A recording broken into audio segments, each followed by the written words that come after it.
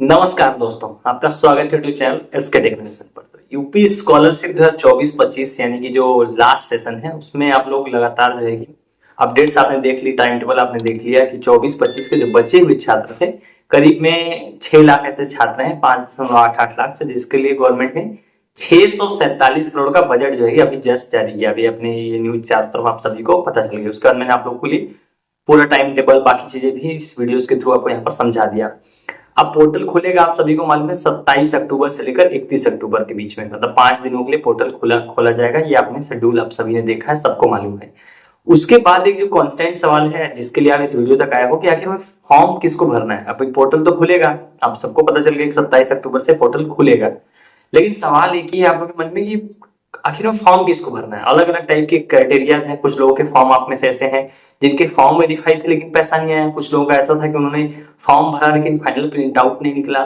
कुछ लोगों का ऐसा था कि फॉर्म उन्होंने भरा लेकिन स्कूल या कॉलेज से उनके फॉरवर्ड नहीं किया गया। कुछ लोग ऐसे थे जिनका बजट के कारण जो है कि फॉर्म वेरीफाई थे लेकिन आखिरी में जाके जो बजट की कमी कारण पैसा नहीं आया।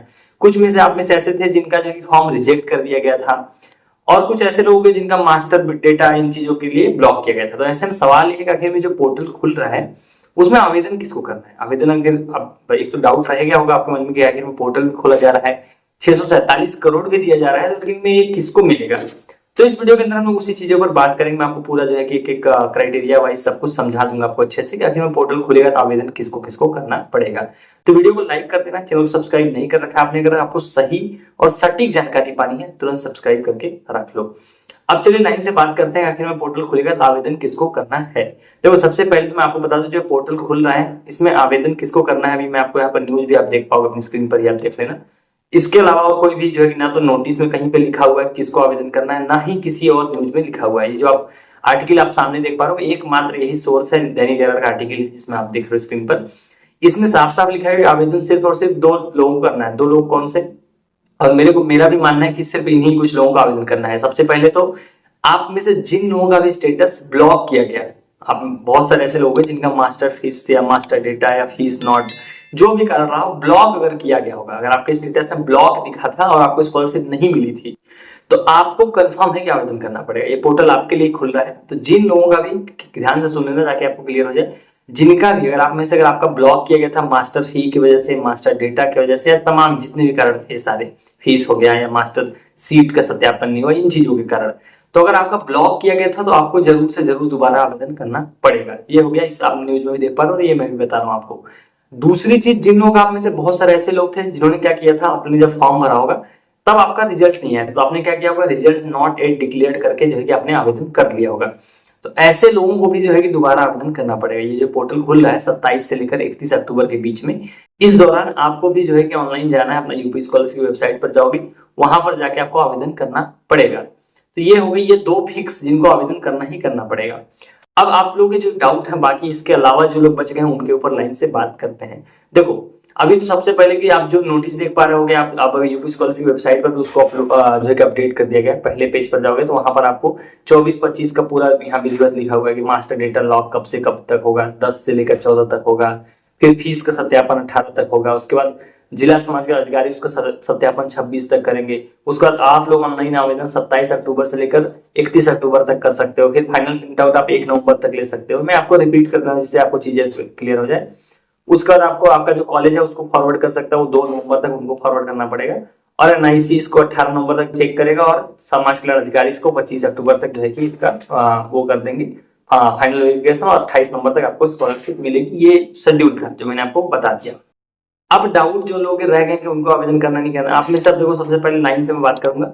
जिन लोगों का जो है कि ट्रांजैक्शन फेल हुआ था, क्या उनको आवेदन करना है? जी नहीं, आपको आवेदन नहीं करना है। देखो, आपका आवेदन इसलिए नहीं करना है, आप देखो अब जब आवेदन करते हो तो इनका एक सॉफ्टवेयर, एक सिस्टम है। आप वहां आवेदन करोगे तो आपका नाम, आपका पता, सब कुछ, मतलब जो आपने डिटेल्स आप भर रहे हो वहां पर वो डेटा एक क्रिएट हो जाता है। अगर आप दोबारा आवेदन करने जाओगे तो क्या डुप्लीकेट डेटा में आ जाएगा एक तरीके से, तो आवेदन लेगा भी नहीं और आपको आवेदन करना भी नहीं है। तो जिनका भी ट्रांजेक्शन फेल हुआ था, मतलब आपका मान लो एनपीसीआई से कोई गड़बड़ थी, तो ऐसे लोगों को आप लोगों को दोबारा आवेदन करने की जरूरत नहीं है। इसी में आपको ये लोग दोबारा जो है कि बिना आवेदन के पेमेंट करेंगे।